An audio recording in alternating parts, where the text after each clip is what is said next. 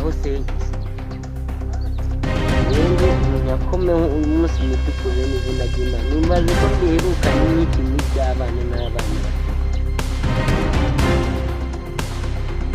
cyangwa mpaguruke mbanze kumwe n'icyo gihamya wanyishyuye igiceri cy'ijana kimwe none ukuvuga ngo waranyishyuye shyira hano